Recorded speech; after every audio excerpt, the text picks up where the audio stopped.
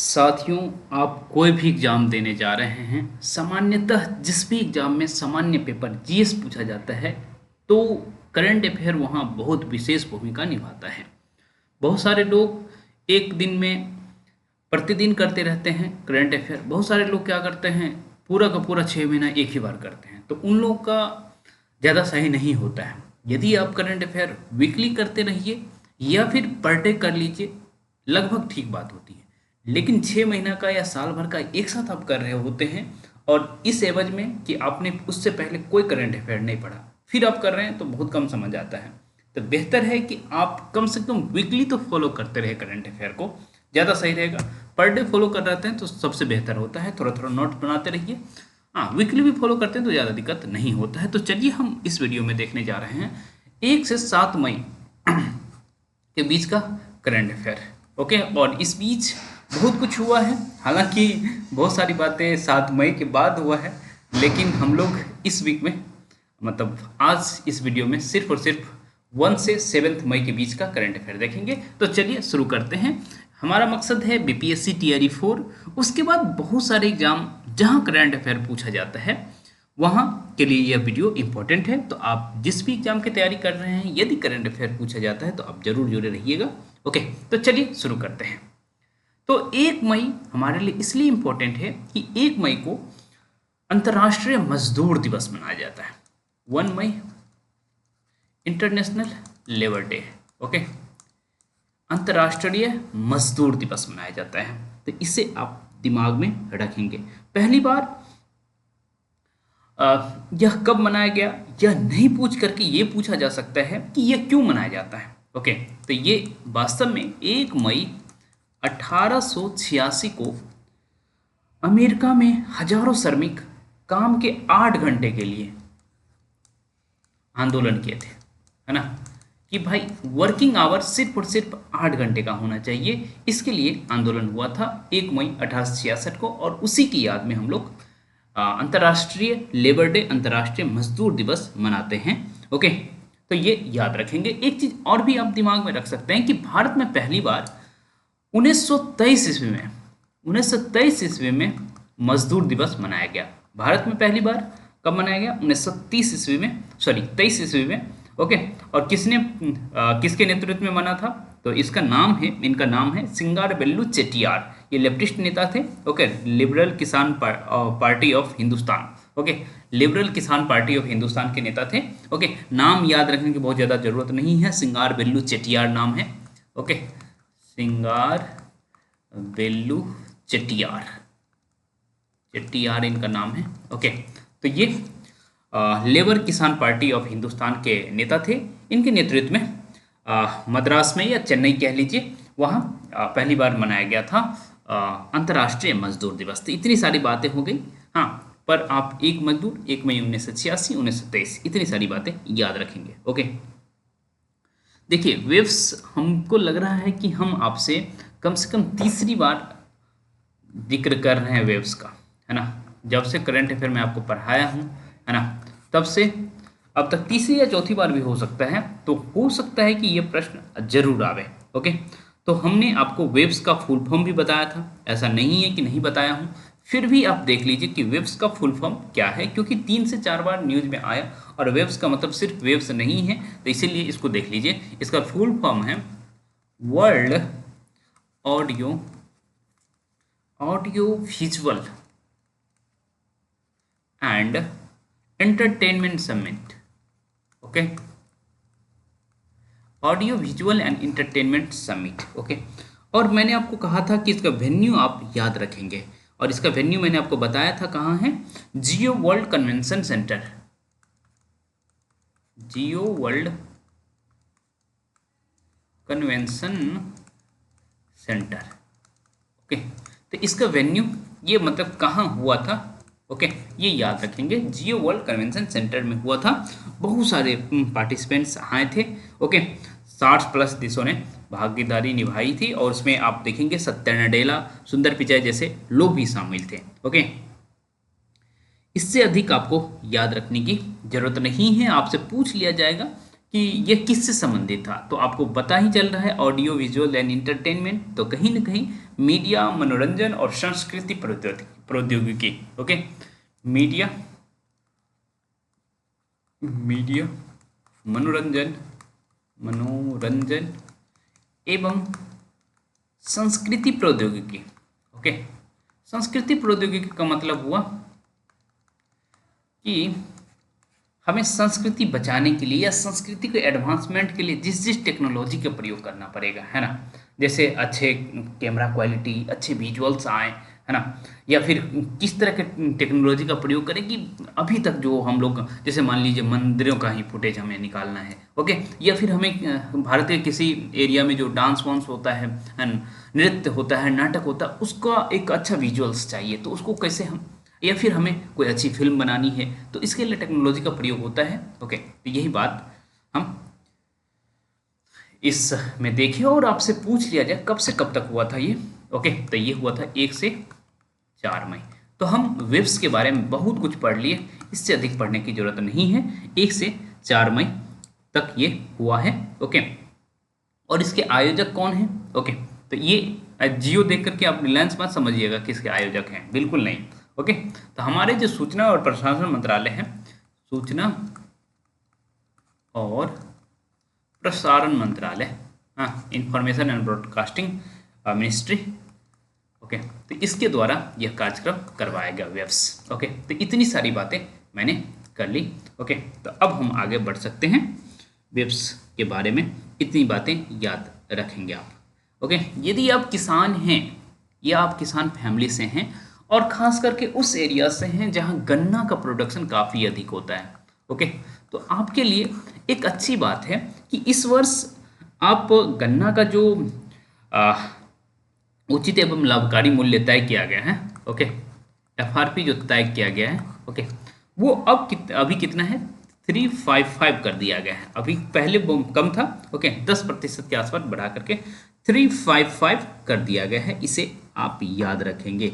Okay, तो इसे याद रखने की बहुत ज़रूरत है, क्योंकि यदि पूछा जाए, और क्योंकि गन्ना स्पेशल कैटेगरी का हो जाता है, ये एक तरह से देखा जाए तो वाणिज्यिक फसल के अंतर्गत आता है, तो इसका ये एमएसपी नहीं जारी होता है। ओके, इसका एफआरपी जारी होता है, और एफआरपी का मैंने फुल फॉर्म बताया है, उचित एवं लाभकारी मूल्य। ओके, तो इसे कितना कर दिया गया है गन्ना के लिए, 355। बस इतनी बातें याद रखनी है आपको, इससे अधिक नहीं याद रखना है। ओके, हाँ, ब्लूमबर्ग, मर्ग नहीं, ब्लूमबर्ग, ओके, ब्लूमबर्ग के द्वारा एशिया के टॉप 10 धनी परिवारों का लिस्ट जारी किया गया। टॉप 10 धनी परिवार, है ना, एशिया के। तो एशिया में अच्छी बात या बुरी बात जो भी कहिए, है ना, अब बुरी बात हम क्यों कहेंगे, जब एशिया का कंपैरिजन हो रहा है तो किसी इंडियन परिवार को, हाँ, यह टैग दिया जा रहा है, तो ये अच्छी बात है। लेकिन यही बात है कि जो आप लोग जियो का रिचार्ज करते हैं या बहुत सारी चीज़ें करते हैं, हाँ, जियो से संबंधित, रिलायंस से संबंधित, काफ़ी महंगा भी बहुत सारी चीज़ें पड़ रहा है। ओके, तो उस दृष्टि से बहुत अच्छा भी नहीं है। फिर भी हम करंट अफेयर की दृष्टि से देखेंगे तो अंबानी फैमिली, अंबानी परिवार को एशिया के टॉप 10 फैमिली में फर्स्ट स्थान मिला है। ओके, धनी कैटेगरी में। ओके, ये याद रखेंगे। तो अभी तक 3 पीढ़ी देख चुके हैं। ओके, आप देख रहे हैं कि जो मुकेश अंबानी की बाद की पीढ़ी है वो भी इसमें पार्टिसिपेट कर रहे हैं। धीरू भाई अंबानी, मुकेश अंबानी और अनंत अंबानी, और ये सब आप देख पा रहे हैं नाम सब। ओके, तो अंबानी परिवार फर्स्ट स्थान पे है, तो ये याद रखेंगे। बाकी थाईलैंड के एक परिवार हैं जिनका नाम है चिरा बोबनट। ओके, ये नाम है चिरा बाबनोट, नोट भी नहीं कह सकते, नोट। ओके, चिरा बाबनोट। ओके, तो ये थाईलैंड के हैं। ओके, तो ये सेकंड पोजीशन पे हैं। लेकिन मैं चाहूँगा कि सिर्फ और सिर्फ आप ये याद रखें कि भारत के जो अंबानी परिवार हैं वो फर्स्ट पोजीशन पे हैं पूरे एशिया में। यदि ऐसे देखा जाए तो मतलब सिर्फ भारतीयों को देखा जाए तो जो मिस्त्री, ओके, साइरस मिस्त्री का नाम सुने होंगे आप लोग। ओके, तो एक मिस्त्री परिवार है है ना। तो मिस्त्री परिवार ओवरऑल 4th पोजीशन पे है, लेकिन सिर्फ इंडिया की बात करें तो 2nd पोजीशन पे हुए, और 3rd पोजीशन पे जिंदल परिवार है, और ओवरऑल जो है एशिया वाइज देखा तो 7th पोजीशन पे है। बस इतनी बात ही याद रखिएगा कि अंबानी फर्स्ट, मिस्त्री 4th, लेकिन इंडिया वाइज 2nd, ऐसे ही जिंदल 7th। तो 1 4 7 147 याद रखेंगे, अंबानी, मिस्त्री और जिंदल। ओके, तो 147 आप याद रख लीजिएगा। ओके, तो 1 4 3 और 1 2 3 तो ऐसे ही याद रखेगा। यदि अंबानी, मिस्त्री और जिंदल आप याद रखे रहेंगे तो 1 2 3 आपको याद रहेगा इंडिया वाइज, और एशिया वाइज आप देख लिए। तो ब्लूमबर्ग टॉप 10 धनी फैमिली ऑफ इंडिया आप देख लिए ना। आगे बढ़ते हैं। लापू लापू दिवस मनाया जाता है, कहाँ मनाया जाता है, किस देश में मनाया जाता है, बस यही प्रश्न आ सकता है। लापू लापू दिवस, ओके, थोड़ा सा स्पेशल है इसलिए इसको हम बात कर रहे हैं इसके बारे में। ओके, तो लापू लापू दिवस वास्तव में हम मनाते हैं 27 अप्रैल को, ये तो मसला अलग है। ओके, पर कहाँ मनाते हैं? ओके, तो हम मनाते हैं फिलीपींस में। ओके, कहाँ मनाते हैं? फिलीपींस। ओके, तो फिलीपींस में मनाया जाता है लापू लापू दिवस। आपके माइंड में आ रहा होगा क्यों मनाते हैं। ओके, तो आप लोग सुने होंगे फर्डिनेंड मैगलन का नाम आप सुने होंगे। तो इन्होंने फर्डिनेंड मैगलन को हराया था 1521 ईस्वी में मैकटॉन की लड़ाई में। तो उतना याद नहीं रखना है कि मैकटॉन की लड़ाई में फर्नांडीज को हराया था इन्होंने लापू लापू। और इनका पूरा नाम था क्या? हाँ, दातू लेपू लेपू, इनका नाम था दातू। ओके, हरसू छोटा ऊ है, हाँ, लेपू लेपू इनका नाम ये है। लेकिन इतनी बातें क्यों याद रखना, सिर्फ फिलीपींस में मनाया जाता है लापू लापू दिवस, ये याद रखना है। ओके, चलिए थोड़ा सा और हम आगे बढ़ते हैं। और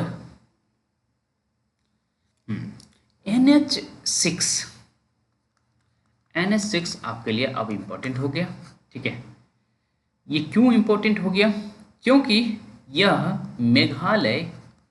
मेघालय और असम के बीच कॉरिडोर का काम करेगा, और यह एक ग्रीनफील्ड प्रोजेक्ट है।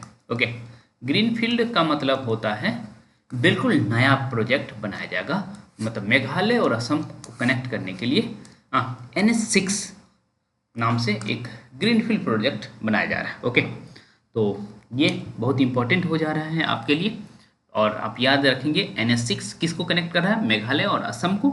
ओके, तो इतनी बातें हैं। ओके, और ये यदि देखा जाए तो मेघालय की राजधानी कहाँ है? शिलोंग है। शिलोंग से है ना, शिलोंग से असम की राजधानी नहीं, लेकिन असम में एक बहुत इंपॉर्टेंट जगह सिलचर। ओके, तो शिलोंग टू सिलचर को कनेक्ट करेगा NH6, और ये ग्रीनफील्ड प्रोजेक्ट है। मतलब यदि आप शिलोंग से सिलचर याद रख रहे थे तो असम से मेघालय और असम याद रखना ही नहीं पड़ेगा, तो शिलोंग टू सिलचर ही याद रखिए। ओके, तो ये ज़्यादा सही रहेगा NH6। ठीक, अब आगे बढ़ते हैं हम लोग। ठीक है, एक क्वेश्चन मैं पहले से बता रखा हूँ, उसका आंसर आप बताइएगा कि नए पोप किससे चुना गया है ना। उनका नाम जो है वही बताइएगा आप लोग, ऐसा नहीं कि जो मतलब उनका कॉमन, मतलब उनके लिए जो एक नाम फिक्स किया गया है ना, कुछ 14 करके नाम है, अब मनी ने हिंट दे दिए। ओके, तो 14 करके जो नाम है वो मुझे नाम बताइएगा, उनका ओरिजिनल नाम क्या है उनसे हम लोग को मतलब नहीं है, तो नए पोप का नाम आप बताइएगा। ठीक है, क्योंकि अभी पोप कॉन्क्लेव के बारे में मैं आपको बताने वाला था, लेकिन उतना इंपॉर्टेंट नहीं है, इसलिए मैं बताऊंगा नहीं कि पोप कॉन्क्लेव में वास्तव में वही नए पोप चुने जाते हैं। ओके, तो नए पोप का नाम मैं बता रखा हूँ और अच्छे से बता रखा हूँ, इवन क्वेश्चन भी पूछ लिया हूँ आपसे, तो मुझे आप बताएंगे ये बात, नए पोप का नाम क्या है। क्योंकि देखिए, जो कई मतलब दशकों में एक बार घटित होता है, तो उसका नाम याद रखना चाहिए आपको। जो पुराने वाले पोप थे है ना, पोप फ्रांसिस नाम था उनका, क्या नाम था बताइए तो।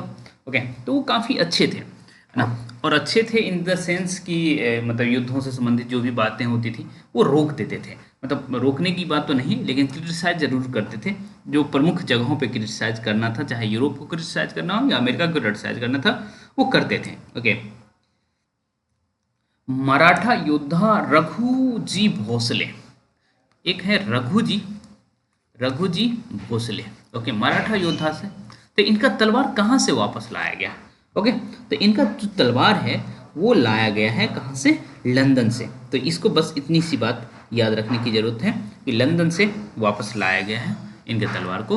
ओके, बस बहुत बड़ी बात नहीं है ये, इसीलिए हम लोग आगे बढ़ते हैं। ओके, विश्व टूना दिवस क्या कब मनाया जाता है? टूना मछली खूब खाया जाता है, समुद्री मछली है ये। ओके, तो विश्व टूना दिवस कब मनाया जाता है? और टूना को खूब मारा जाता है ना, ये मांस के लिए। ओके ओके, और बर्फ में इसको रखा जाता है। तो विश्व टूना दिवस हम कब मनाया जाते हैं? ये मनाया जाता है 2 मई को। 2 मई को हम लोग विश्व टूना दिवस मनाते हैं। तो ये आपके लिए बहुत ही इंपॉर्टेंट है, विश्व टूना दिवस। ओके, क्योंकि खूब इस मछली को मारा गया है और कई सारे वीडियोज आप देखेंगे कि पड़ा हुआ है टूना को मारने के लिए, मतलब टूना को मारते हुए रिकॉर्ड किया गया है वो सारे वीडियो। ओके, तो चलिए हम आगे बढ़ते हैं। तो 2 मई आप याद रखेंगे, विश्व टूना दिवस। हालांकि मैं भी मांसाहारी हूँ, पर अब देखिए करंट अफेयर और इस तरह की बातें हम जो भी है, देखिए अब कंट्राडिक्शन हर एक के लाइफ में होता है ना। तो हमारे लाइफ का यह कंट्राडिक्शन है कि मैं टूना को बचाने की बात कर रहा हूँ या जो भी बात कर रहा हूँ, लेकिन ये है कि मैं मांसाहारी हूँ। निर्वाचन आयोग से संबंधित एक बातचीत है जो कि देखता हूँ इम्पोर्टेंट होगा तो ही बताऊंगा, नहीं तो नहीं बताऊंगा। चलिए, तो एक करंट अफेयर यही था चुनाव आयोग से संबंधित कि एक BLO ऐप है और वोटर हेल्पलाइन ऐप है। इन दोनों को संचालित करने के लिए मेन फोर्स को ट्रेनिंग दी जा रही है, उनके कैपेसिटी बढ़ाई जा रही है। तो ये उतना इम्पोर्टेंट मुझे नहीं लग रहा है। ओके, महाराष्ट्र और गुजरात दिवस एक ही दिन मनाया जाता है, और वो कब मनाया जाता है? तो 1 मई को मनाया जाता है महाराष्ट्र एवं गुजरात दिवस। ओके, और ये कब की बात है? जब दोनों देश अलग हुए थे, सॉरी दोनों राज्य अलग हुए थे। तो ये 1960 की बात है। तो 1 मई 1960 को ये अलग हुए थे, और इस वजह से 1 मई को क्या मनाया जाता है? गुजरात और महाराष्ट्र दोनों दिवस मनाया जाता है। तो एक साथ 2 करंट अफेयर आपका क्लियर हो गया। आपसे पूछा जाएगा कि महाराष्ट्र दिवस कब मनाते हो, तो 1 मई को, और गुजरात दिवस कब मनाया जाता है, तो भी 1 मई को, और 1960 की बात है। ओके, हाँ, प्रीमियम लीग चैंपियन कौन जीत लिया? Okay, premier league champion champion कौन जीत लिया? ये फुटबॉल का लीग है। ओके, और इसको जीत लिया है लिवरपूल ने। ओके, इसको जीत लिया है लिवरपूल ने। ओके, तो ये याद रख लीजिएगा, लिवरपूल टीम है। ओके, और काफ़ी महंगी टीम है लिवरपूल। ओके, और टीम क्या कहिए, क्लब भी कह सकते हैं, टीम वही कह सकते हैं। तो लिवरपूल ने जीत लिया है प्रीमियर लीग चैंपियन। ओके,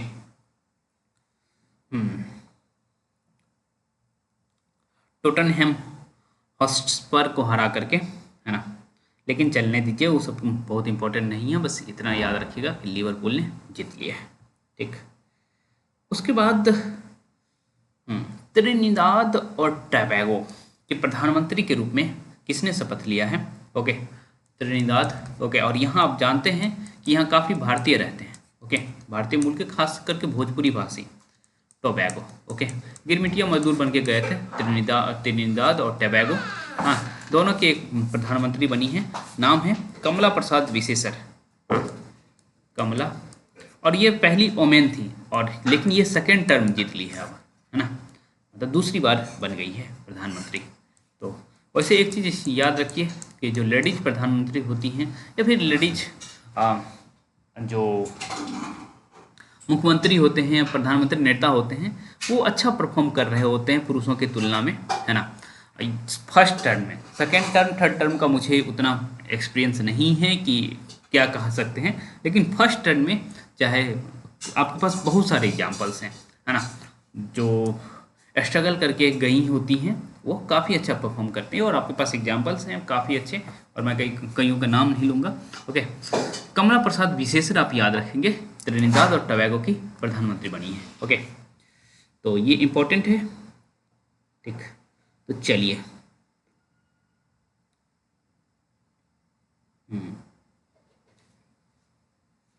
हम आगे बढ़ते हैं।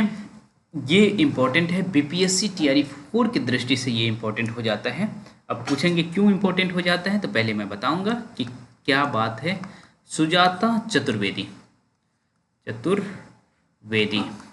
सुजाता चतुर्वेदी को यूपीएससी का चेयरमैन बना, मतलब चेयरमैन नहीं, सदस्य नियुक्त किया गया है।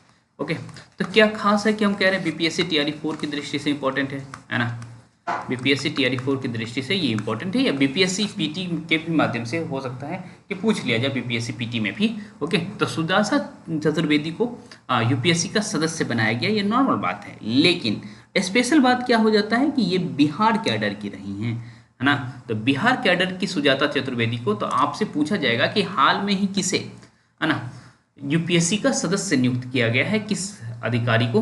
तो ये सुजाता चतुर्वेदी जी हैं, जो बिहार कैडर की रही हैं और बिहार में कई सारे पद पर रही हैं। प्रमुख सचिव वित्त विभाग की रही हैं, हाँ, वाणिज्य कर आयुक्त रही हैं, सचिव वित्त विभाग की रही हैं और शहरी विकास विभाग के उपाध्यक्ष रही हैं। ओके, तो इतने महत्वपूर्ण पद पे रही हैं ये। उसके बाद और भी केंद्र सरकार में अलग अलग भूमिका में रही हैं, जैसे खेल विभाग के सचिव रही हैं, अतिरिक्त सचिव रही हैं कार्मिक एवं प्रशिक्षण विभाग डीओपीटी का, है ना। उसके बाद जो आधार कार्ड है यूआईडीएआई, उसके क्षेत्रीय उप निदेश महानिदेशक रही हैं। तो इतनी सारी बातें हैं। ओके, और 1989 बैच की आईएएस ऑफिसर हैं। तो इतनी सारी बात है इनके बारे में। ओके, और सामान्य अंग्रेजी से पढ़ाई की हैं, अंग्रेजी स्नातक है। ओके, और रशियन भी जानती है, रूसी भी जानती है ये। तो इतनी सारी बातें हैं, बस इनका नाम आप याद रखिएगा। बहुत सारी बातें इनके बारे में याद रखने की जरूरत नहीं है, बस नाम याद रखिएगा, सुजाता चतुर्वेदी।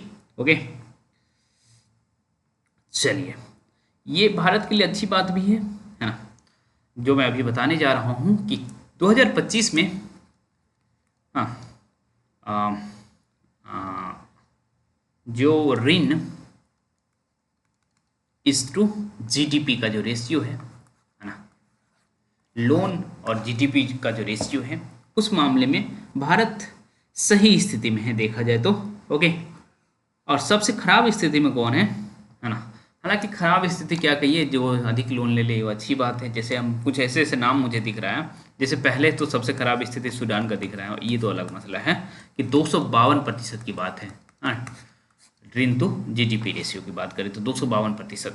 लेकिन जापान उसके नीचे दिख रहा है आपको, है ना, 234% के साथ, उसको 235 पे लिख सकते हैं आप। ओके, सिंगापुर है 175% के साथ। लेकिन आपके माइंड में आ रहा होगा फिर भारत की क्या स्थिति है। ओके, तो भारत अच्छी स्थिति में है। ओके, तो 1 2 3 आपने देख लिया, सूडान, जापान और सिंगापुर, 1 2 3। ओके, तो ये उतना इम्पोर्टेंट नहीं है जितना आपके लिए भारत इम्पोर्टेंट है, कि भारत का टेक्स ये लोन टू जीडीपी रेशियो कितना है।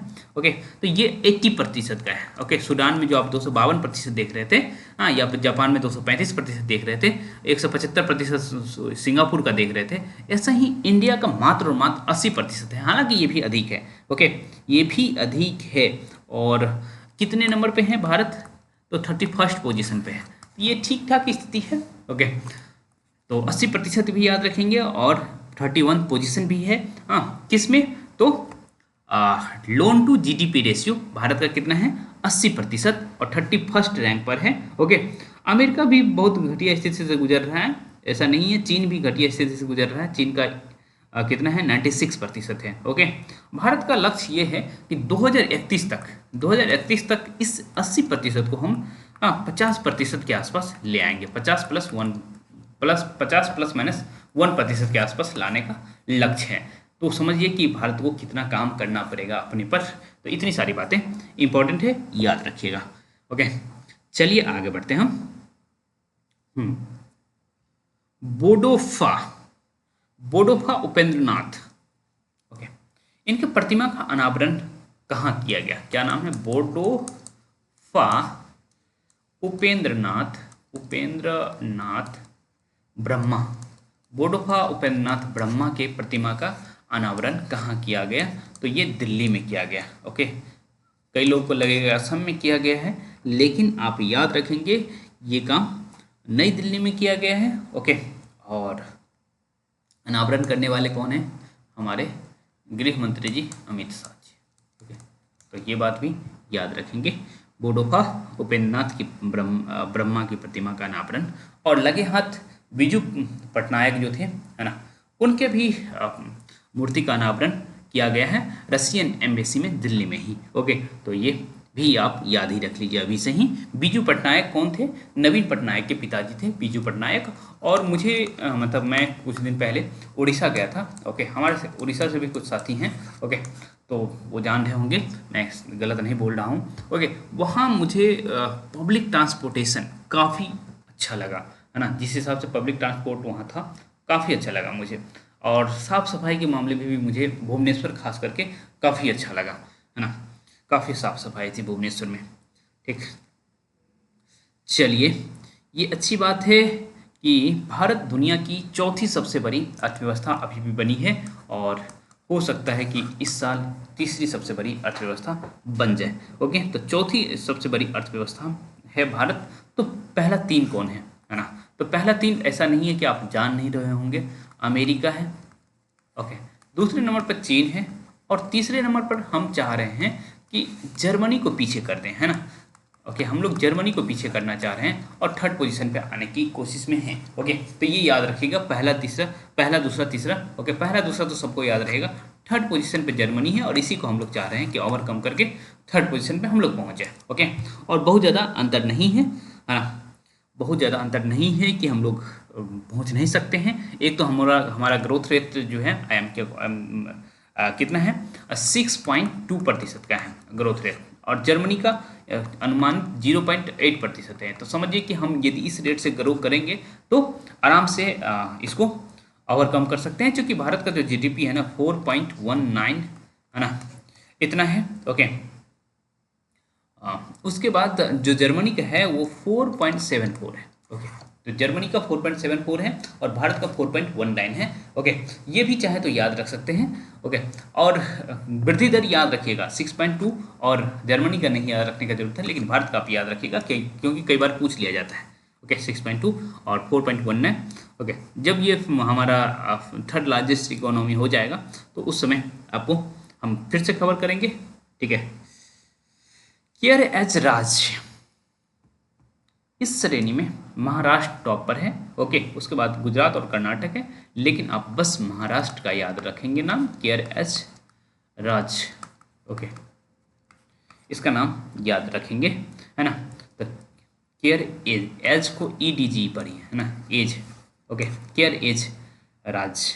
Okay, state. ओके, तो इसमें टॉप पर कौन है? महाराष्ट्र। महाराष्ट्र, बस यही इंपॉर्टेंट है आपके लिए। ठीक, चलिए आगे बढ़ते हैं हम लोग। सक्रिय सैन्य कर्मियों के आधार पर टॉप 10 देश हम देखने जा रहे हैं। ओके, तो अभी भारत और पाकिस्तान का युद्ध हो रहा था, है ना, अभी रुक गया है, आप समझ रहे हैं। ठीक है, तो टॉप मतलब जितने आर्मी पर्सन हैं उस आधार पे टॉप 3 कंट्री आप देख लीजिए कौन कौन है। ओके, पहला चीन है, फिर भारत है, और फिर अमेरिका है। चीन, भारत, अमेरिका। ओके, चीन के पास 20 लाख का कैपेसिटी है, भारत के पास 14.5 लाख का है। ओके, और अमेरिका के पास तकरीबन 13 लाख का है। ओके, 13,28,000, 14,55,000, और चीन के पास 20,35,000 है। आपके माइंड में ये आ रहा होगा, चलो ये बताओ पाकिस्तान के कितने हैं, है ना। तो पहला दूसरा तो आप देख लिए, चीन, भारत और अमेरिका, लेकिन पाकिस्तान 7th पोजीशन पे है ना। 7th पोजीशन पे है, और पाकिस्तान के पास 6.5 लाख की कैपेसिटी है। ओके, 6.5 लाख मिलिट्री पर्सन है पाकिस्तान के पास। कुछ तो वैसे ऑपरेशन सिंदूर में मर गया होगा, वो भी मसला है ना। लेकिन भारत की तरफ से भी बहुत सारे हमारे वीर शहीद हुए हैं, उन्हें हम लोग याद करते रहेंगे, उनके शहादत को सलाम करते रहेंगे और लगातार करेंगे। और जिन घर परिवार के चिराग गुजरे हैं, है ना, उनके साथ तो संवेदना रहनी ही चाहिए। भारत सरकार जो मदद करेगी वो करेंगी ही, मैं समझ रहा हूँ। ओके, चीन, भारत, अमेरिका याद रखेंगे, और 7th पोजीशन पे पाकिस्तान का नाम भी याद रख सकते हैं, हालांकि एग्जामिनर पूछना तो बिल्कुल नहीं चाहेगा। ओके, भारत का जस्ट याद रखिएगा कितना है, हमारे यहाँ एग्जैक्ट फिगर देखेंगे तो 14,55,550। ओके, कितना हमारी कैपेसिटी है। ठीक, तो फर्स्ट सेकंड थर्ड याद है। उसके बाद फोर्थ में देखें तो अमेरिका है, अच्छा हाँ, थर्ड में अमेरिका है, और फोर्थ में उत्तर कोरिया है, नॉर्थ कोरिया है, फिर रसिया है, यूक्रेन है, पाकिस्तान है, ईरान, दक्षिण कोरिया और वियतनाम है। लेकिन याद रखने की बिल्कुल जरूरत नहीं है, जितना हमने स्क्रीन पर लिख दिया है बस उतना याद रखिएगा। ओके, चलिए देखिए, ये युद्ध उद्ध की बात मुझे बहुत अच्छा नहीं लगता है, लेकिन एक अच्छी बात है कि हम लोग पर्यावरण के लिए बहुत अच्छा काम कर रहे हैं। ओके, तो मध्य प्रदेश भारत का पहला राज्य बन गया है जो निगरानी के लिए, है ना, निगरानी के लिए एआई का प्रयोग करेगा। ओके, तो एआई आधारित रियल टाइम वन चेतावनी प्रणाली की शुरुआत किसने किया है? मध्य प्रदेश ने। ओके, तो एमपी वन निगरानी के लिए एआई का प्रयोग करेगा। ओके, एमपी, एमपी मतलब मध्य प्रदेश। ओके, और देखिए आप लोग को समझ आ रहा है या नहीं आ रहा है मुझे बताएंगे, ठीक है, फीडबैक में बताएंगे कि हाँ मुझे समझ आ रहा है। ऐसे में क्या होता है कि मुझे लगते रहता है कि आपको समझ आ रहा है, और कई बार ऐसा होता है कि आपको नहीं समझ आ रहा होता, तो इस केस में ये इंपॉर्टेंट हो जाता है कि आप मुझे बताएं। ओके, उसके बाद भारतीय सेना, वायुसेना में कई बदलाव हुआ है। ओके, और इनका ना ये कई बार आपको इस बीच में दिखे भी होंगे। एयर मार्शल तजिंदर सिंह पहला, air marshal Tajinder Singh, Tajinder Singh. Okay, air marshal Tajinder Singh. Okay, तो इनको भारतीय वायुसेना के प्रशिक्षण कमान का कार्यभार सौंपा गया है। ओके, प्रशिक्षण कमान, प्रशिक्षण ट्रेनिंग कमान का कार्यभार सौंपा गया है, और वायुसेना में वही भी एयर मार्शल है तो वायुसेना में ही सौंपा जाएगा। तो प्रशिक्षण कमान इनको सौंपा गया है तजिंदर सिंह जी को। Okay, air marshal Tajinder Singh. Okay, air marshal Ashutosh Dixit, air marshal ऐसे लिख लीजिए, आशुतोष, आशुतोष दीक्षित। ओके, आशुतोष दीक्षित को क्या कहा गया है? Chief of integrated defence staff, chief of integrated defence staff. Okay, chief of integrated defence staff. Okay, तो ये इन्हें बनाया गया है आशुतोष दीक्षित जी को। और एक और है ना, लेफ्टिनेंट जनरल प्रतीक शर्मा को भारतीय थल सेना के नॉर्दर्न कमांड का नेतृत्व दिया गया है। ओके, क्या? प्रतीक शर्मा जी को, प्रतीक शर्मा जी को, प्रतीक शर्मा जी को क्या दिया गया है? भारतीय थल सेना के नॉर्दर्न कमांड, भारतीय थल सेना के नॉर्दर्न कमांड का जिम्मा किसको दिया गया है? कार्यभार किसको दिया गया है? प्रतीक शर्मा जी को। इतनी बात है, आगे एक बार और आने वाला है कुछ कुछ नाम। ओके, सेना से संबंधित, उसे आप दिमाग में रखेंगे। ओके, और चूंकि आप देख पा रहे हैं कि किस तरह से युद्ध की स्थिति अभी बनी हुई है, कितना भी हम लोग सीज फायर की बात कर लें लेकिन युद्ध की स्थिति अभी बनी हुई है। हाँ, कहीं ना कहीं हो सकता है कि पाकिस्तान में कुछ ऐसी बात हुई है ना, जो गवर्नमेंट ऑफ इंडिया तुरंत मान ली है बात को, तो कुछ तो बात रही होगी, सोच समझ के निर्णय लिया होगा गवर्नमेंट ने, तो उन सारी बातों को देखा जाएगा बाद में। ओके, 2026 में एशियाई गेम्स कहाँ होने वाला है ना? 2026 में एशियाई गेम्स, एशियन गेम्स लिख लीजिए इंग्लिश में। ओके, एशियन गेम्स कहाँ होने वाला है, पहले तो ये बताइए। ओके, तो एशियन गेम्स होने वाला है आज जापान में। कहाँ? जापान में, जापान में आईची और नागोया, आईची और नागोया, गोया प्रांत में, आईची और गोया प्रांत में। ओके, और एक अच्छी बात है इंडिया की दृष्टि से कि मिक्स मार्शल आर्ट्स को, है ना, पहली बार इसमें शामिल किया जा रहा है। क्या? Mix martial art. ओके, इसको पहली बार शामिल किया जा रहा है, और इंडिया बखूबी है कि इसमें मेडल जरूर लाएगा। ओके, तो एशियन गेम्स 2026 कहाँ होने वाला है? जापान में। जापान के दो शहर मैंने आपको कहा, आईची और नागोया, इसे याद रखेंगे। और मिक्स मार्शल, और इसमें कमाल ये है कि क्रिकेट भी शामिल रहेगा। ओके, क्रिकेट भी शामिल रहेगा, इसे याद रखेंगे। ओके, चलिए हम आगे बढ़ते हैं।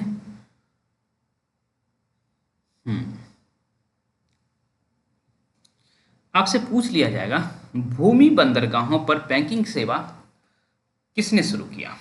भूमि बंदरगाह, भारत के भूमि बंदरगाहों पर बैंकिंग सेवा, 26 ऐसे बंदरगाह हैं, है ना, उस पर बैंकिंग सेवा किसने शुरू किया? बैंकिंग। ओके, किसने शुरू किया? तो एसबीआई ने। ओके, इसे याद रख लेंगे आप, इतनी बातें हैं। ठीक, भारत का 2024-25 में कुल कितना निर्यात, भारत ने कुल कितना निर्यात किया है, इसे आप याद रखेंगे। कितना? 824.9 billion dollar. Okay, 824.9 billion dollar हम निर्यात किए हैं, मतलब दूसरे देश को भेजे हैं। ओके, बिझी नजाम, बिझी नजाम बंदरगाह कहाँ बना है? भारत में ही बना है, और मैंने इसके विषय में आपको बता दिया था। ओके, क्या नाम है? बिझी, बिझी नजाम बंदरगाह। ओके, कहाँ बनाया गया है? ये बनाया गया है केरल के तिरुवनंतपुरम में। ओके, केरल के तिरुवनंतपुरम में बनाया गया है बिझी नजाम। ओके, तिरुवनंतपुरम, है ना, तिरुवनंतपुरम में बनाया गया है बिझी नजाम। केरल कम से कम याद रखिएगा। ओके, हाँ, विश्व प्रेस स्वतंत्रता दिवस कब मनाया जाता है? 3 मई को मनाया जाता है। 3 मई को मनाया जाता है, और इस बार विश्व वर्ल्ड प्रेस फ्रीडम इंडेक्स में भारत का स्थान आई थिंक 151 है। ओके, जो कि अच्छा नहीं है। ठीक, इसे याद रखेंगे आप। तो हम बहुत सारे करंट अफेयर डिस्कस किए, अभी और करेंगे। बस 1 मिनट में पानी पी लूँ, हालांकि आप लोगों को पता नहीं चलेगा कि बीच में रोका गया था, पर रोका जा रहा है। ओके, तो 36 मिनट के रिकॉर्डिंग के बाद पानी पिया जा रहा है। ओके, तो चलिए हम आगे बढ़ते हैं। ओके, पानी पी लिया गया है। तो लक्कुंडी स्मारक समूह, लक्कुंडी स्मारक समूह को यूनेस्को के टेंटेटिव अंतरिम सूची में शामिल करने का प्रस्ताव रखा गया है। ओके, तो समूह को यूनेस्को के अंतरिम सूची में रखने का प्रस्ताव दिया गया है। ओके, तो आपसे पूछ लिया जाएगा कि ये है कहाँ, तो आप बताएंगे कि ये कर्नाटक में, बस इतनी।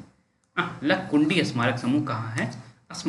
ये अभी कर्नाटक में है, और जब अप्रूव हो जाएगा, अंतरिम लिस्ट में एटलीस्ट पहुंच जाएगा, तो फिर आपको सूचित किया जाएगा।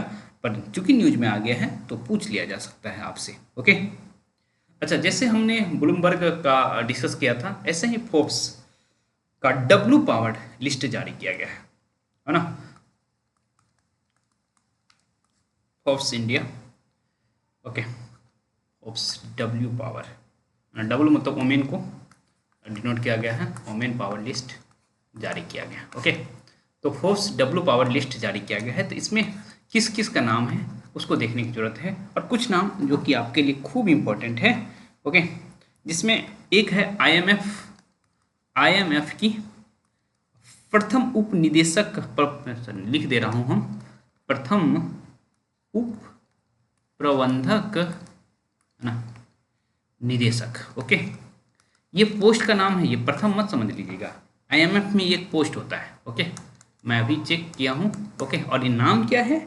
नाम है गीता गोपीनाथ। ओके, गीता गोपीनाथ ना, हालांकि अभी आईएमएफ का लोन अप्रूव हो गया है पाकिस्तान का, ये इंडिया की दृष्टि से उतनी सही बात नहीं है, पर अब देखिए वर्ल्ड पॉलिटिक्स में क्या क्या होते रहता है आप देख पा रहे हैं ना।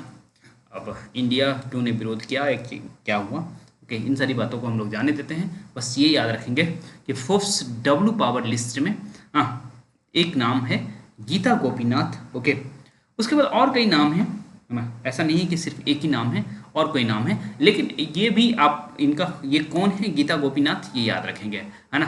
तो आईएमएफ का प्रथम उप प्रबंधक प्रबंधन निदेशक है, और ये पोस्ट का नाम है प्रथम द्वितीय, ये नहीं है ना, कि प्रथम प्रबंधन निदेशक, ये नहीं है, बिल्कुल नहीं है। आपको मैं चाहूँ तो दिखा भी सकता हूँ, है ना, ये देख लीजिए, आईएमएफ के वेबसाइट पे जाइए। ओके, और करने की जरूरत नहीं थी, फिर भी देख लीजिए आप,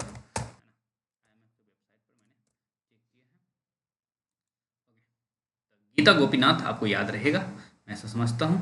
ओके, इनके जो वो हैं अधिकारी हैं, उनका लिस्ट आपको मैंने चेक तो किया था, पर किधर मिला था मुझे, आई थिंक अवार्ड में हमें मिल सकता है, एक बार चेक देखते हैं। अवार्ड में मिला था हमें, या कहाँ मिला था? हाँ, यहाँ देख पा रहे हैं, ये है गीता गोपीनाथ। ओके, और लर्न मोड में जाएंगे, meet the IMF team. Okay, यहाँ यहाँ नहीं मिला था, बैक बैक, एक मिनट, इसको मैं बैक जा रहा हूँ, यहाँ मिला था। ओके, बिल्कुल यहाँ मिला था हमें। ओके, देखिए, फर्स्ट डिप्टी मैनेजिंग डायरेक्टर लिख रहा है गीता गोपीनाथ। ओके, और मैनेजिंग डायरेक्टर का नाम आपको याद रखने की, क्रिस्टलिना जॉर्ज जीवा। ओके, याद रखने की जरूरत नहीं है, लेकिन गीता गोपीनाथ आप याद रखेंगे। ओके, तो आई थिंक दिख रहा है कि नहीं आपको? हाँ, दिख रहा है, गीता गोपीनाथ। ओके, तो इसे याद रखेंगे आप। और कुछ नाम है। ओके, और कुछ नाम है। ओके, 5 महिलाएं हैं जो अंतर्राष्ट्रीय संगठन में कार्यरत हैं। ओके, उसके बाद 3 खिलाड़ी हैं, 4 फिल्म और कला क्षेत्र से हैं और 4 निर्णायक मंडल के सदस्य हैं। ओके, एक पायल कटारिया, पायल कपाड़िया, इसका नाम आप सुने होंगे, एक पुरस्कार इन्हें मिला है। कौन सा पुरस्कार मिला है इन्हें जरूर बताइएगा, और किस इंडस्ट्री से जुड़ा हुआ है तो आपको पता ही है ना। पायल कपाड़िया फिल्म इंडस्ट्री से जुड़ी हैं। ओके, तो ये याद रखेंगे पायल कपाड़िया का नाम। ओके, उसके बाद आप स्मृति मंधाना का नाम याद रख सकते हैं। PV सिंधु और मनु भाकर अंतर्राष्ट्रीय खिलाड़ी हैं। ओके, PV सिंधु, मनु भाकर और स्मृति मंधाना। ओके, और उसके बाद निम्स के निर्देशक प्रतिमा मूर्ति का नाम है, जो कि याद रखने की जरूरत है नहीं है। रोहिणी अय्यर का नाम है, PR मार्केटिंग उद्यमी है। Shefali Goradia chairperson Deloitte South Asia. Okay, और विशाखा मूल्य जो आदित्य बिरला कैपिटल के CEO हैं। ओके, पर इतना नाम याद रखने की जरूरत नहीं है, ये नाम आप याद रख लीजिए। और साथ ही साथ 3 खिलाड़ी जो हैं, स्मृति मंधाना, PV सिंधु और मनु भाकर। मनु भाकर को कितना मेडल मिला है आप बताएंगे। ओके, स्मृति मंधाना किस खेल से संबंधित है ये भी बताएंगे, और PV सिंधु क्या करती हैं ये भी बताएंगे आप। ओके, सभी का खेल कम से कम बताइए। ओके, और मनु भाकर को कितना मेडल मिला है ओलंपिक में, और पेरिस ओलंपिक में मिला है, ये भी मुझे आप बताएंगे। क्योंकि मैं बता रखा हूँ इसीलिए पूछ रहा हूँ, है ना। बताया हूँ तो पूछने का अधिकार तो बनता है ना। ओके, चलिए हम आगे बढ़ सकते हैं।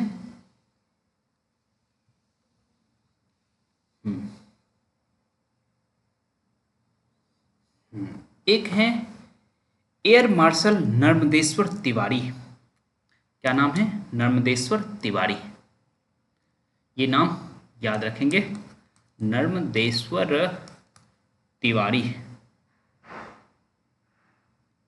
ओके, तिवारी, ये एयर मार्शल है। एयर मार्शल है ना, पद का नाम है एयर मार्शल, है ना। ये वायुसेना में होता है एयर मार्शल।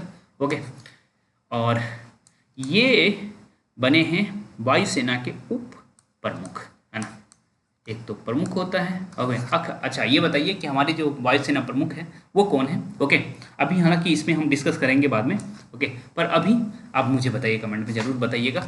ओके, तो इन्हें भारतीय वायुसेना के उप प्रमुख बनाया गया है, नर्मदेश्वर तिवारी को। ओके, ये नाम याद रखेंगे आप। Okay, air martial Narmadeshwar Tiwari. ठीक, चलिए, हाँ, ऑस्ट्रेलिया के, और देखिए जितने नेता, नए नए नेता नियुक्त होते हैं वर्ल्ड में, है ना, उनका नाम याद रखिएगा, और उनका तो जरूर याद रखिएगा जिनसे भारत का अच्छा बनता है। ओके, तो एक है एंथनी अल्बनीज। एंथनी अल्बनीज, है ना। तो ये ऑस्ट्रेलिया के प्रधानमंत्री बने हैं। ऑस्ट्रेलिया के प्रधानमंत्री बने हैं एंथनी अल्बनीज। ओके, इतनी बात याद रखेंगे, ऑस्ट्रेलिया के प्रधानमंत्री बने हैं, राष्ट्रपति नहीं। ओके, ऐसे ही सिंगापुर के राष्ट्रपति बने हैं, सिंगापुर के राष्ट्रपति बने हैं लॉरेंस बोंग, है ना।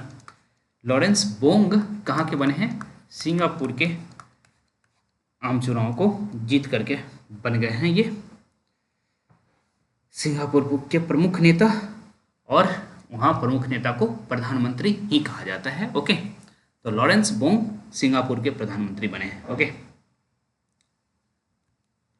हाँ, सोना को पिघलाने के लिए भारत की किस कंपनी द्वारा एक ATM का अनावरण किया गया? ओके, तो उस कंपनी का नाम है गोल्ड सिक्का। गोल्ड सिक्का कंपनी ने गोल्ड को पिघलाने के लिए ATM का डेवलपमेंट किया। ओके, ये इधर से गोल्ड डालिए, पिघल के गोल्ड निकल जाएगा, कुछ इस तरह की बातें होगी। हम्म ओके, ये इम्पोर्टेंट है। और खेती किसानी जहाँ ज़्यादा होता है, जिस राज्य में ज़्यादा होता है, वहाँ तो इम्पोर्टेंट ही है ये। ओके, भारत ने दो आ, जीनोम संपादित चावल आ, बना लिया है। ओके, एक का नाम है राइस DRR राइस 100, जिसे कमला कहा गया, है ना। DRR राइस 100 को कमला कहा गया। और एक है पूसा पूसा DST राइस, है ना। इसका नाम है पूसा DST राइस 1। ओके, तो ये दोनों वेराइटी को याद रखिएगा। ओके, तो DRR का स्पेशल नाम दे दिया गया है, DRR राइस 100 का नाम कमला दिया गया है, ये भी याद रखेंगे। और दूसरा जो जीनोम एडिटेड राइस है, जिसका नाम पूसा DST राइस 1 है, इसे भी आप दिमाग में रखेंगे। ओके, ठीक। तो जो आपका कमला है, उनके मजबूत तना है ना, और अधिक दाने देंगे। और इधर जो है पूसा DST, है ना, जलवायु संकट के समय में ये काफ़ी उपयुक्त है। बस दो ही बात है, इसे याद रखेंगे। और भारत के कृषि मंत्री अभी कौन है बताइएगा मुझे। ओके, और MP से बिलोंग्स करते हैं, अब बताइएगा। और ये इतना हिंट दे दूं कि MP के मुख्यमंत्री भी रहे हैं। ओके, अब इससे अधिक हिंट्स क्या दिया जाए। हम्म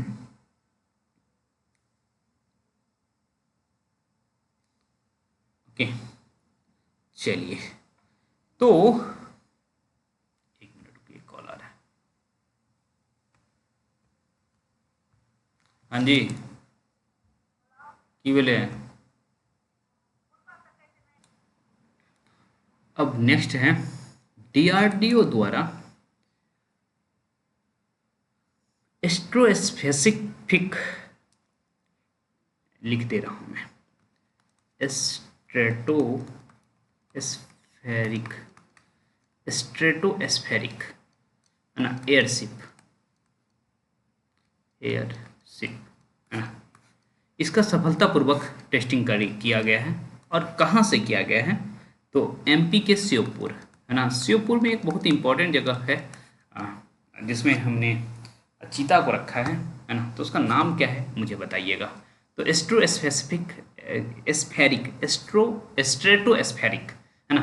तो एयरशिप का सफल परीक्षण DRDO द्वारा किया गया है। और कहाँ से किया गया है, श्योपुर से किया गया है। और ये काम पहली बार किया गया है। ओके, हम तो वर्ल्ड प्रेस फ्रीडम इंडेक्स में भारत का रैंकिंग कितना है, मैंने आपको बताया है 151 है। ओके, और नॉर्वे टॉप पर है, नॉर्वे टॉप पर है। कई बार मुझे नॉर्वे जाकर देखने का मन करता है कि नॉर्वे में आखिर ऐसा क्या है कि हर जगह टॉप करता है। ओके, तो ये याद रखेंगे। और भारत को इतना कम स्कोर क्यों मिला है, मतलब स्कोर इनका मिला है 32.96 ही स्कोर मिला है। ओके, और 151वां रैंक है ये, है ना। तो रैंक भी याद करिएगा और स्कोर भी याद रख सकते हैं, 32.96। हालांकि कोई एग्जामिनर पूछ रहा है तो भारत की बेइज्जती ही है, देख लिया जाए तो, है ना। 151वां रैंक हमारा अच्छा रैंक नहीं माना जाएगा, बिल्कुल नहीं माना जाएगा। ओके, तो याद रखिएगा। तो नॉर्वे, एस्टोनिया और नीदरलैंड टॉप 3 हैं। ओके, बाकी भारत का रैंक जो है 151वां है। ठीक, चलिए आगे बढ़ते हैं। रूस 171वां, ऑस्ट्रेलिया 29। ओके, चलिए उतना इम्पोर्टेंट नहीं है, बस भारत का 151वां याद रखिएगा आप लोग। ISO international solar ISA sorry international solar alliance ISA, international अंतर्राष्ट्रीय सौर संगठन। ओके, SOLAR सोलर अलायंस, है ना। तो इसका मुख्यालय भारत में ही है। तो कोई भी नया देश इसका सदस्य बनता है तो इम्पोर्टेंट हो जाता है हमारे लिए। तो अभी अभी अंगोला 123वां 123वां देश बन गया है अंगोला। ओके, तो ये याद रखेंगे आप अंगोला को, अच्छा रहेगा आपके लिए। ठीक, 123वां। ओके, अब हम याद रखते हैं विश्व अस्थमा दिवस। विश्व अस्थमा दिवस कब मनाया गया, 6 मई को। 6 मई को विश्व अस्थमा ओतलो को अस्थमा होता है ना। तो 6 मई को मनाया गया, ये याद रखेंगे। ठीक है। पुलित्जर पुरस्कार की घोषणा कर दी गई, लेकिन इसमें किसी भारतीय का उस रूप में नाम नहीं है। भारतीय संगठन का कहा जाए या भारतीय व्यक्तियों का, भारतीय व्यक्ति एक नाम दिख रहा है कविता सुराना, है ना, लेकिन ये भारतीय एजेंसी में काम नहीं कर रहे हैं। ओके। तो सार्वजनिक सेवा के लिए, सार्वजनिक सेवा के लिए कविता सुराना, कविता सुराना को पुरस्कार मिला है सार्वजनिक सेवा के लिए, है ना। और ये कहाँ काम करती हैं? लीजी फ्रेशर, है ना। अच्छा नहीं नहीं सॉरी, सार्वजनिक सेवा के लिए कविता सुराना के साथ और भी कुछ नाम हैं। ओके। तो आप बस सिर्फ कविता सुराना को याद रखिएगा। ओके। बाकी और भी नाम है, लीजी फ्रेशर है, केस्ट्रांडा जारमिलो है, स्ट्रेसी कैनडीज है। ओके। तो बस कविता सुराना का नाम याद रखिएगा। बाकी और भी है, जैसे ब्रेकिंग न्यूज़ रिपोर्टिंग के लिए द वाशिंगटन पोस्ट स्टाफ्स को दिया गया है, खोजी रिपोर्टिंग के लिए राइटर्स स्टाफ्स को दिया गया है, व्याख्यात्मक रिपोर्टिंग के लिए Azam Ahmed, Christina Global and Matthew एंकिस को दिया गया है। हाँ, स्थानीय रिपोर्टिंग के लिए एलिसा जू को दिया गया है, राष्ट्रीय रिपोर्टिंग के लिए द वॉल स्ट्रीट जर्नल को दिया गया है, एलन मस्क का जांच किया था। इतना सारा है जो कि याद रखने की ज़रूरत बिल्कुल नहीं है, बस कविता सुराना का नाम याद रखिएगा। ओके। इंडियन नाम है तो जरूर याद रखिएगा। सार्वजनिक सेवा के लिए पुलित्जर पुरस्कार दिया गया है। पुलित्जर पुरस्कार बहुत इंपॉर्टेंट पुरस्कार होता है ना। पुलित्जर पुरस्कार काफ़ी इंपॉर्टेंट होता है, कविता सुराना का नाम याद रखिएगा, है ना। सिर्फ श्वेता चित्रा और इन सब का नाम याद मत रखिएगा, कविता सुराना का भी नाम याद रख सकते हैं। ठीक है, जो कि आपके एग्जाम में आएगा।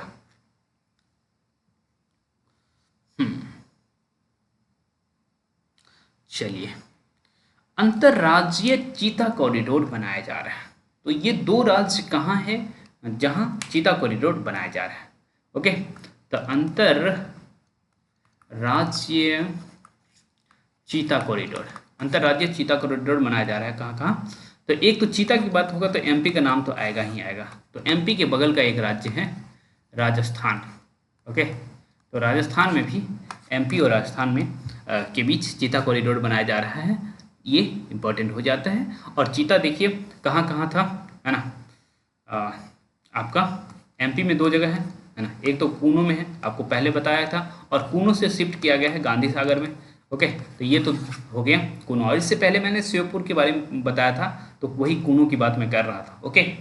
तो कूनो और गांधी सागर ये एमपी का हो गया। और Mukundra hills tiger reserve, Mukundra hills tiger reserve, okay, ये कहाँ है? राजस्थान में। तो इसे याद रखेंगे। Okay. Mukundra hills tiger reserve, तो इन दोनों के बीच, मतलब एमपी और राजस्थान में इनके बीच बनाया जा रहा है टाइगर कॉरिडोर, मतलब सॉरी कौन सा कॉरिडोर? चीता corridor. Okay. HADR, okay, humanitarian assistant disaster relief, HADR, है ना। तो भारत किसके साथ अभ्यास किया है HADR के लिए? HADR तो भारत तो है ही, और मालदीव। ओके। HADR के लिए humanitarian assistant disaster relief. Okay. तो इसमें अभ्यास किया है भारत और मालदीव ने। ओके। क्रिएटर लैंड कहाँ लॉन्च किया गया है? और ये एंटरटेनमेंट सिटी के रूप में ट्रांसमीडिया, भारत का पहला ट्रांसमीडिया, है ना, media, transmedia, okay, media transmedia entertainment city, okay, जिसका नाम दिया गया है creator land. Okay, creator land, है ना। तो कहाँ बनाया जा रहा है? तो ये आंध्र प्रदेश में बनाया जा रहा है। आंध्र प्रदेश में, आंध्र प्रदेश के मुख्यमंत्री कौन है? चंद्रबाबू नायडू। ओके। तो आंध्र प्रदेश में बनाया जा रहा है क्रिएटर लैंड। ओके। तो ये एंटरटेनमेंट से संबंधित है, काफ़ी खर्च किया जा रहा है, 10,000 करोड़ खर्च किया जा रहा है। और साथ ही साथ इसका ऐलान जो है इन्होंने वेब्स में किया, WAVES, वेब्स का पूरा नाम मैंने आपको बताया है, ग्रुप चैट में लिख दीजिए, चैट कहिए या फिर जो भी आप कहिए कमेंट में लिख दीजिए, जिससे कि आपको याद रहेगा। वेब्स का फुल फॉर्म आ जाएगा तो आप गलत नहीं करेंगे। ओके, चलिए आगे चलते हैं। दो नए ग्रीनफील्ड एयरपोर्ट की घोषणा भारत सरकार को के द्वारा किया गया है। वो कौन कौन है? एक पुरी है और एक कोटा है। ओके, ग्रीनफील्ड एयरपोर्ट मतलब नया एयरपोर्ट बनेगा कहाँ? पुरी और कोटा में, है ना। तो पुरी तो आप जानते हैं उड़ीसा में है, और कोटा कौन नहीं जानता होगा, है ना। कोटा राजस्थान में, कोटा कोटा में है, ऐसा भी कह सकते हैं। कोटा के लिए बताना नहीं पड़ेगा, राजस्थान, है ना। चलिए। हम्म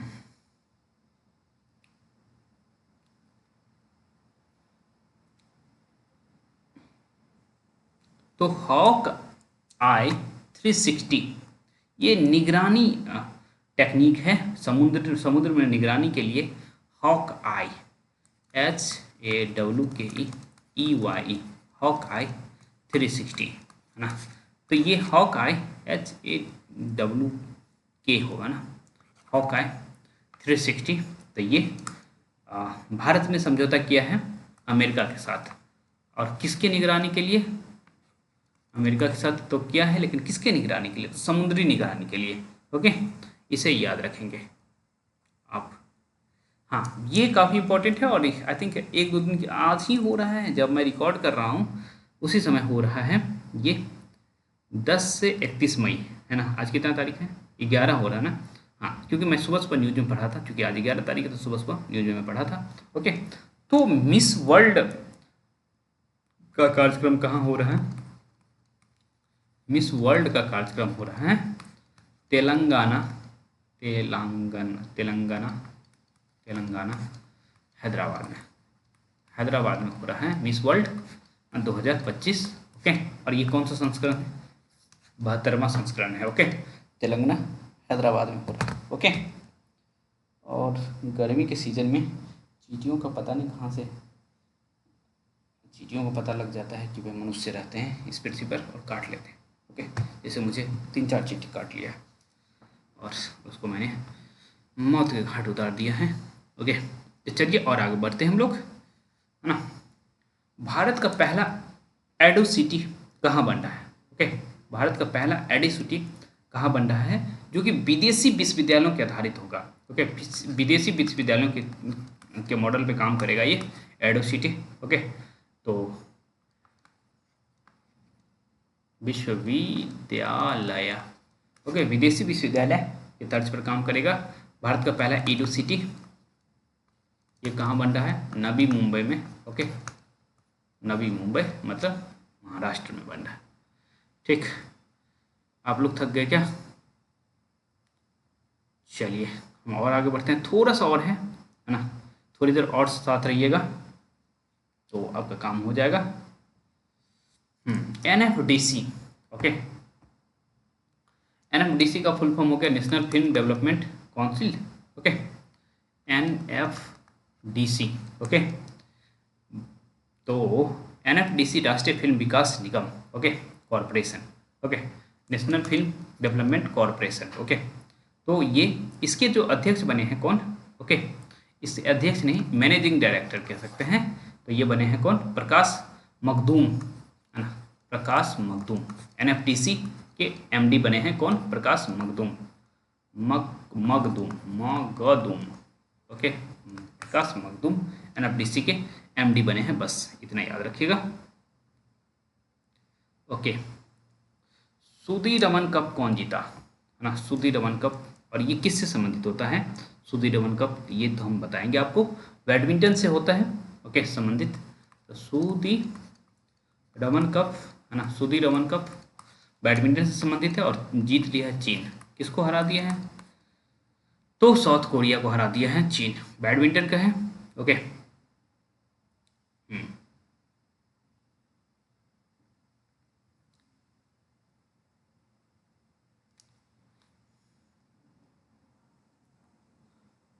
ओके, भारतीय नौसेना और DRDO द्वारा स्वदेशी मल्टी इन्फ्लुएंस ग्राउंड माइन का सफल प्रशिक्षण परीक्षण किया गया। प्रशिक्षण और परीक्षण में दो दो अलग चीज़ होता है। तो ये आपसे पूछ लिया जाएगा, मल्टी इन्फ्लुएंस ग्राउंड माइन का सफल परीक्षण किसके द्वारा किया गया है? तो डीआरडीओ के साथ भारतीय नौसेना। ओके। हाँ, मानव विकास सूचकांक ये काफ़ी इंपॉर्टेंट है। ओके, और इसका स्कोर भी याद रखेंगे आप, मानव विकास, क्योंकि एक एग्जाम में मैं देखा था, पूछ लिया गया था मानव विकास सूचकांक का स्कोर। ओके, तो पहले तो रैंक कितना है, और ये 2023 के लिए जारी किया गया है। भले 2025 में हम लोग पढ़ रहे हैं, लेकिन जारी किया गया है 2023 के लिए। ओके, ये HDI ना, okay, human development index, okay, मानव विकास सूचकांक, हाँ 2023 का है, लेकिन 2025 में जारी किया गया है। तो इसमें इंडिया का रैंक 130 है, 130, और साथ ही साथ आप इनका स्कोर भी, इंडिया के स्कोर भी याद रखेंगे। ओके, 0.685, शायद मुझे याद है कि BPSC के द्वारा ही पूछ लिया गया था। ह्यूमन डेवलपमेंट इंडेक्स में भारत का स्कोर कितना है? ये देखिए, ये रैंक है, ये आपका रैंक है, रैंक 130 है ना, लेकिन स्कोर ये है। ठीक, ये याद रखेंगे। हालांकि भारत लगभग ठीक ठाक कंडीशन में है, क्योंकि 0.7 अच्छा स्कोर माना जाता है। ओके, तो 0.685 हो गया है, ये अच्छी बात है भारत के लिए। ओके, तो यमन के नए प्रधानमंत्री नियुक्त हुए हैं, जो कि वहाँ के पहले वित्त मंत्री थे। तो यमन के सलीम बिन ब्रिक यमन के प्रधानमंत्री नियुक्त हुए हैं। ओके, ऑपरेशन सिंदूर भारत और पाकिस्तान के बीच हुआ। ओके, और इसमें 9 ठिकाने तबाह किए गए थे शुरुआत में, बाकी बाद में तो बहुत कुछ हुआ है, तो उसे अभी हम देखने की जरूरत नहीं समझते हैं। हाँ, भारत कब अपना गगनयान मिशन लॉन्च करेगा, इसे याद रखेंगे। हाँ, कहा जा रहा है कि हम अपना गगनयान मिशन लॉन्च करेंगे 2027 में, क्योंकि उनका सफल परीक्षण, कई सारे कंपोनेंट्स होते हैं, तो बहुत उनका सफल परीक्षण हो रहा है। ओके, तो 2027 के पहली तिमाही में ओके, मतलब क्या हुआ, जनवरी फरवरी मार्च के बीच, 2027 में जनवरी फरवरी या मार्च, ओके, उसमें हम अपना गगनयान मिशन लॉन्च करेंगे। ओके, गगनयान मिशन लॉन्च करेंगे। ठीक, याद रहेगा। चलिए हम और देखते हैं।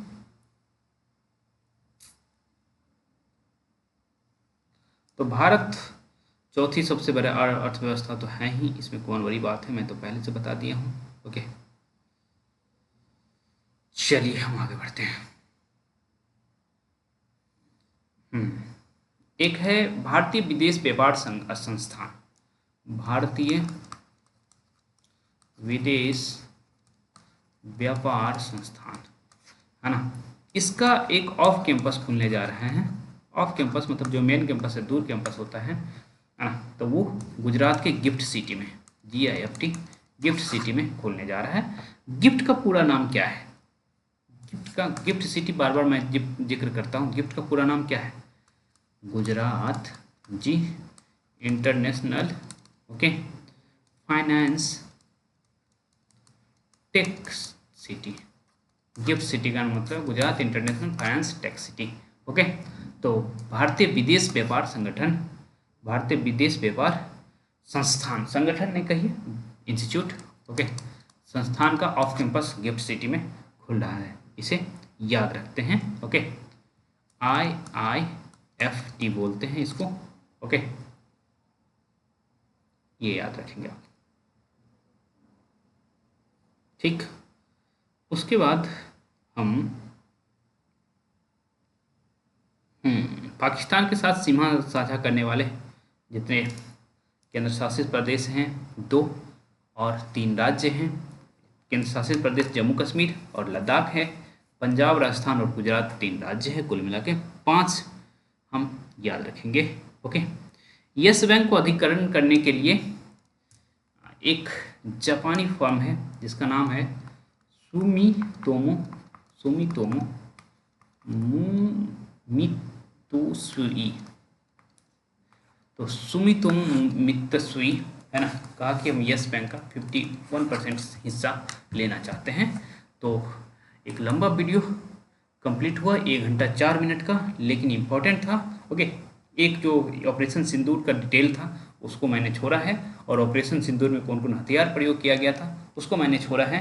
तो आप कहेंगे तो बाद में इसका वीडियो बना दूंगा। जय हिंद, जय भारत। मिलते हैं टेस्ट में। आप लोग नेट जेआरएफ की तैयारी करना चाहते हैं, हिंदी साहित्य का हो या जीएस फर्स्ट पेपर का हो, तो कर सकते हैं हमारे साथ। और बीपीएससी टीआर 4 की तैयारी करनी हो तो जीएस मतलब आपका जो आता है 40 अंक का वो, और साथ ही साथ हिंदी पेपर की तैयारी आप मेरे साथ कर सकते हैं। नो मोर एडवर्टाइजमेंट। Good night.